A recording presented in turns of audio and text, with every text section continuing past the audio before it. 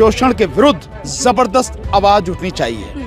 SC, ST, OBC minority का समाज ये बहुसंख्यक समाज है। अफसोस इस बात की कि ऐसे लोग हाईकोर्ट में जज बने बैठे हैं। जो सरकार ऐसे विचार फैलाना चाहती है, समाज को बांटना चाहती है, मुस्लिम समाज के प्रति जो शब्द अपमानजनक शब्द इस्तेमाल किया, उन्हें डूब के मर जाना चाहिए, उन्हें शर्म आनी चाहिए। ये हिंदुओं के नाम पे जो घटिया राजनीति ये कर रहे हैं, मोदी योगी जैसे जो लोग हैं, वो उसी रौ में बह गए हैं। ये धार्मिक हिंसा फैलानी, सांप्रदायिक वाली बात कर रहा है, तो तुम न्याय क्या देता होगा? देश की जनता को आवाज उठानी चाहिए, ऐसे लोगों का घिराव करना चाहिए।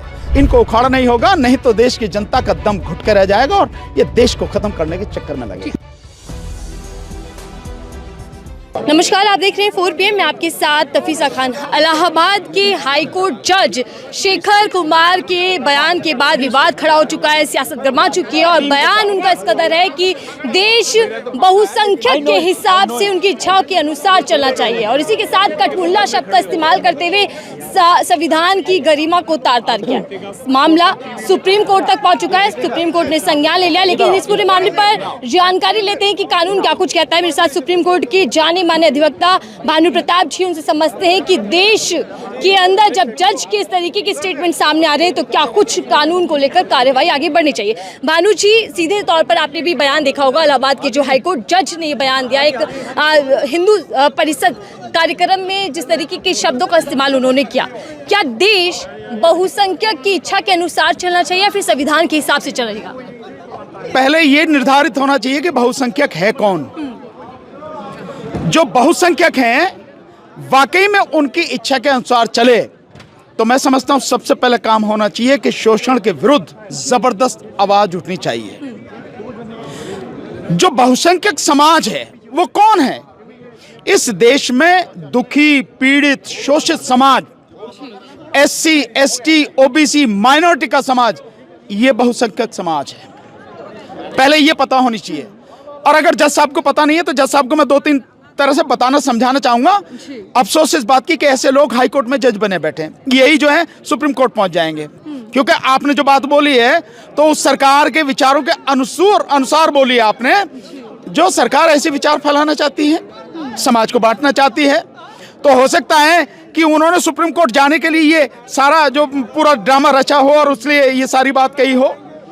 पर मैं इतना दावे के साथ कह देता हूँ, वो जज साहब का नाम के पीछे यादव लिखा है ना, तो वो भी शूद्रों में ही आते हैं, वो भी OBC में आते हैं।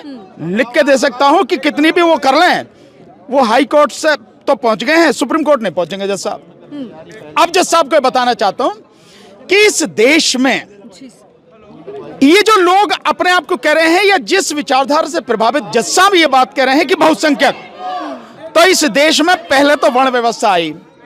वर्ण व्यवस्था जिन्होंने बनाई सबको मालूम है, और उन्होंने जिन्होंने बनाई अपने आप को सबसे ऊपर रखा, यानी ब्राह्मणवादी व्यवस्था है। दूसरे नंबर पर उन्होंने रखा क्षत्रियों को, यानी राजपूतों को। अब मैं ये नहीं समझ पाया राजपूतों का कसूर क्या है, क्षत्रियों का कसूर क्या है, वो 2 नंबर पर क्यों है? वो राजा रहे हैं, उनके पास पैसा भी है, शिक्षा भी है, सारी बात है, पर वो ब्राह्मण से नीचे क्यों है, ये समझ में नहीं आया मेरे। दूसरी बात, तीसरी बात यह है कि उन्होंने फिर तीसरे नंबर पर रखा है वर्ण व्यवस्था में वैश्यों को, यानी बनियों को, व्यापारियों को। व्यापारियों के पास पैसा खूब है, सारी ताकत है, सब कुछ है, पढ़े लिखे में, फिर वो तीसरे नंबर पे क्यों, समझ में नहीं आता। और अफसोस की बात यह है कि ये तीनों इकट्ठे हैं, ये तीनों के तीनों इकट्ठे हैं। इनकी संख्या कितनी है? बड़ी मुश्किल से खींचतान करके अगर ले जाएं तो 15% पार नहीं करते। तो ये बहुसंख्यक कहाँ है? और अगर जज साहब का ये कहना है कि बहुसंख्यक की इच्छा से चलनी चाहिए, पर क्योंकि उनका जो कहना है वो संदर्भ दूसरा है, क्योंकि उन्होंने जो शब्द इस्तेमाल किया, मैं वो शब्द इस्तेमाल नहीं करना चाहता हूँ। मुस्लिम समाज के प्रति जो शब्द अपमानजनक शब्द इस्तेमाल किया, उन्हें डूब के मर जाना चाहिए, उन्हें शर्म आनी चाहिए। ऐसे लोग जज बने बैठे तो वो न्याय क्या देता होगा, फैसले क्या करता होगा, जो आदमी वहां बैठ के ये सारी बातें कह रहा। तो जो बहुसंख्यक समाज है, बहुसंख्यक समाज वो है जिसको चौथे वर्ण में रखा गया है, यानी शूद्रों, जिसमें वो जज साहब भी आते हैं। वो भूल गए हो, उन्हें पता ना हो, या इतने पढ़े ही लिखे ना हो, तो मैं क्या कह सकता हूँ। क्योंकि अगर हाई कोर्ट में व्यक्ति पहुंच रहा, वो तो हाई कोर्ट में तो सारा राजनीतिक वो है, सब राजनीति से पहुंचते हैं, तो कहीं लग गया होगा जुगाड़, वो वहां पहुंच गए होंगे। अब वहां पहुंच कर जो से सोच उनकी है उस हिसाब से कह रहे हैं। तो बहुसंख्यक समाज कौन है? इस देश का शूद्र समाज, जो आज SC, ST, OBC में बटा हुआ है, वो समाज है बहुसंख्यक। इसके अनुसार वाकई में चलना चाहिए। अफसोस इसके अनुसार चल नहीं रहा। तो जज साहब को अपना ज्ञान दुरुस्त कर लेना चाहिए कि बहुसंख्यक समाज कौन है और उसकी पीड़ा क्या है, उसका दुख क्या है, वो किस तरह की जिंदगी जी रहा है, जिसके अनुसार हकीकत में ये देश का शासन प्रशासन सब कुछ चलना चाहिए, उसके विरोध में शासन प्रशासन चल रहा है। और वो चाहते हैं हिंदू, इतने हिंदुओं का आज की तारीख में इस बीजेपी सरकार ने जो दमन कर रखा है, यह हिंदुओं को जो बदनाम कर रखा है, यह हिंदुओं के नाम पर जो घटिया राजनीति ये कर रहे हैं, मोदी योगी जैसे जो लोग हैं वो उसी रौ में बह गए हैं। लेकिन इस देश की बहुसंख्यक आबादी कुछ और है और हम लोगों की सारी लड़ाई ये है कि उसी बहुसंख्यक आबादी SC, ST, OBC और माइनॉरिटी शोषित पीड़ित जो लोग हैं, जिनकी संख्या इस देश में लगभग 120 करोड़ है, उनके हिसाब से शासन चलना चाहिए। अभी चल नहीं रहा, पर हम पूरी ताकत लगाएंगे, जीवन के अंतिम सांस तक लड़ेंगे कि उनके हाथ में सत्ता है और उनके हिसाब से चले, ताकि उनको न्याय मिल सके, उन्हें उनके अधिकार मिल सके। लेकिन सर, एक जज का ये कहना कि मुस्लिम समुदाय देश के लिए घातक है, इस पर आपकी राय क्या है? कितना चिंताजनक? बहुत ये चिंताजनक नहीं है, ये बहुत ज्यादा चिंताजनक है। जो व्यक्ति न्याय के इतने बड़े स्थान पर बैठा है, हाई कोर्ट का फैसला उस पूरे प्रदेश में लागू होता है, और यही नहीं, उसके फैसले से दूसरे प्रदेशों में भी जो लोग साइट करते हैं कि साहब उन जज साहब ने जजमेंट ये दिया, उस हाई कोर्ट का जजमेंट है, पूरे देश पर इसका असर पड़ता है। और ऐसी जगह पर एक ऐसा व्यक्ति बैठा है जो बहुत ही गंदी, घिनौनी, ऊंच नीच की भावना पर आधारित जो विचारधारा है उसको प्रमोट कर रहा है। मैं समझता हूं अब जज साहब में नैतिकता तो बची नहीं है, और हकीकत यह है कि उन्हें किसी भी हालत में एक सेकंड भी उस पद पर, हाई कोर्ट जज के पद पर बने रहने का अधिकार भी नहीं है। लेकिन ऐसे लोग जो है ना, उनको शर्म लिहाज नहीं होती है, उनको किसी भी तरह की जो है ना नैतिकता जो है उनमें होती नहीं है, इसलिए वो बात कहते हैं। लेकिन सर, पर ये देश के लिए बहुत घातक है। मैं देश की जनता से कहना चाहूंगा, ऐसे लोग चाहे बिरादरी का हो, चाहे अपना भाई ही क्यों ना हो, लेकिन अगर न्याय के पद पर बैठा हुआ व्यक्ति इस तरह की घिनौनी बात कर रहा है, उससे दूर रहो, उसका साथ मत दो।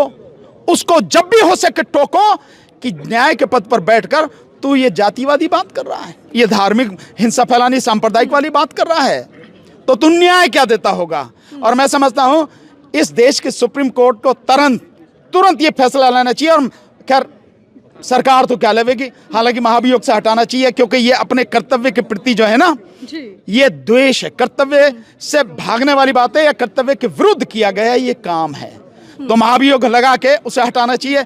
पर क्यों, तो मोदी जी तो जितने भी ऐसे लोग हैं जो घृणा फैलाएं, जो नफरत फैलाएं, जो बेईमान हो, जो भ्रष्टाचारी हो, जो निकम्मे हो, उन सबको अपनी पार्टी में साथ ला के जोड़ने लगे रहते हैं, तो वो तो ये करेंगे नहीं। पर देश की जनता को आवाज उठानी चाहिए, ऐसे लोगों का घिराव करना चाहिए, जहां भी वो जाए उसके खिलाफ बात करनी चाहिए, तभी ऐसे लोगों को अकल आएगी कि जनता मुर्दा नहीं है, जनता भी जानती और समझती है। जी सर, कपिल सिब्बल ने भी इस पूरे मामले को लेकर महाभियोग की बात की है, ये क्या है, किस तरीके से काम करता है और कैसे संज्ञान लेगा? देखिए, अगर कोई व्यक्ति संवैधानिक पद पर बैठा है, जैसे सुप्रीम कोर्ट के जज हैं, हाई कोर्ट के जज हैं, जैसे आपके जो इलेक्शन कमिश्नर है, इस तरह के कई पद हैं जिनको आप यही नहीं हटा सकते। उनको हटा कैसे सकते हैं? अगर वो अपने कर्तव्य से विमुख हो जाते हैं, जो उनकी जिम्मेदारी उससे अलग हटके कोई बात कर रहे हैं, अपने कर्तव्य के विरुद्ध काम कर रहे हैं, तो उनको हटाने के लिए देश की संसद में जो सांसद हैं, वो सांसद इकट्ठे होकर एक प्रस्ताव संसद के सामने लाते हैं, महाभियोग का प्रस्ताव कि इसने अपने कर्तव्यों का पालन नहीं किया, उसके विरुद्ध काम किया है, ऐसे व्यक्ति को इस पद पर रहने का हक नहीं है, इसलिए इनको हटाया जा। फिर उसमें चर्चा होती है, डिबेट होती है जबरदस्त तरीके से, और फिर उस पर वोटिंग होती है, देन उसके बाद में होता है। पर यहाँ तो मोदी सरकार है, बेईमान और भ्रष्ट लोगों की सरकार है, बेईमान और भ्रष्टाचारियों को संरक्षण देने वाली सरकार है, वो महाभियोग को पास नहीं होने देगी। मैं मानता हूं महाभियोग पास नहीं होगा, मैं जानता हूं, लेकिन इलेक्शन कमिश्नर जैसे निकम्मे व्यक्ति को, देशद्रोही व्यक्ति को, और ऐसे जजों को जो धर्म और जाति के नाम पर हिंसा फैला रहे हैं, सांप्रदायिक बात कर रहे हैं, अन्याय का साथ दे रहे हैं, ऐसे लोगों पर महाभियोग चलना चाहिए। और भी कुछ नहीं होगा तो कम से कम संसद में चर्चा होगी, नंगा तो किया ही जाना चाहिए इन लोगों को। ये है महाभियोग। लेकिन सर देखिए, जिस अदालतों पर, न्यायाधीशों पर जनता विश्वास करती है, जिनसे न्याय की उम्मीद करती है, वो अगर ऐसा बयान दे तो क्या ये समझा जाए कि बीजेपी और आरएसएस की विचारधारा काबिज हो चुकी है अब न्यायाधीशों पर? नहीं, काबिज नहीं हो सकते, उन्हीं के आदमी बैठे हैं भाई।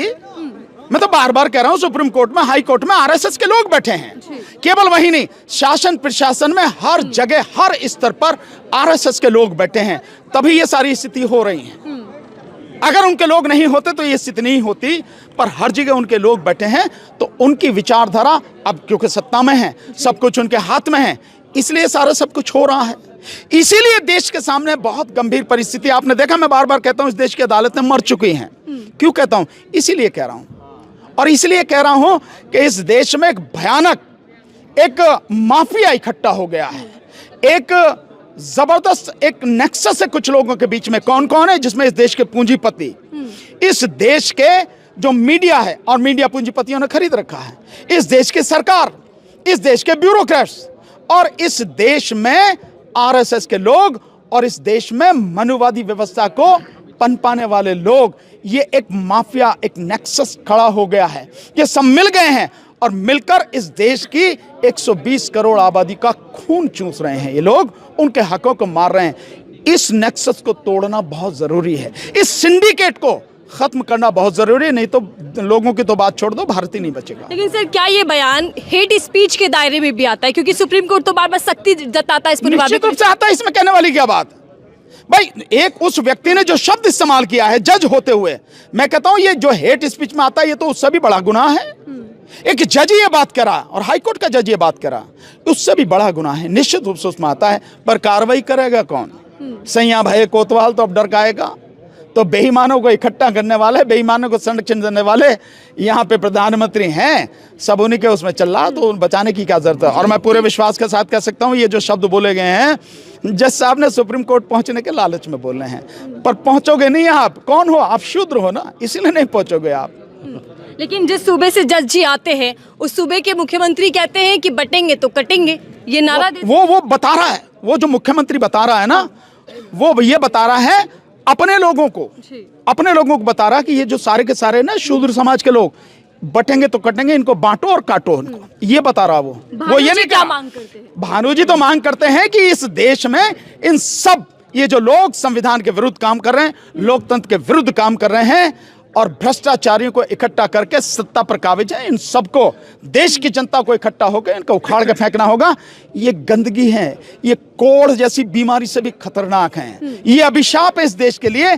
इनको उखाड़ा नहीं होगा, नहीं तो देश की जनता का दम घुट कर रह जाएगा और ये देश को खत्म करने के चक्कर में लगेगा। ठीक है, धन्यवाद हमसे बातचीत करने के लिए। भानु प्रताप जी हमारे साथ थे, जिनको लेकर हम ये समझ रहे थे कि उनकी इस पूरे मामले को लेकर राय क्या है, कानून क्या कुछ कहता है। क्योंकि जज शेखर यादव का ये बयान सामने आता है तो देश भर में रोष भी बढ़ जाता है। वीडियो वायरल होते उसके बाद अब सवाल ये उठने लगे कि आखिर न्यायाधीश इस तरीके के बयान देगा, इस तरीके के भड़काऊ विवादित बयान देंगे तो फिर जनता के साथ न्याय कैसे होगा, जनता कैसे अदालतों पर विश्वास कायम रखे। आपकी राय क्या, साझा कीजिएगा। फिलहाल की दीजिए।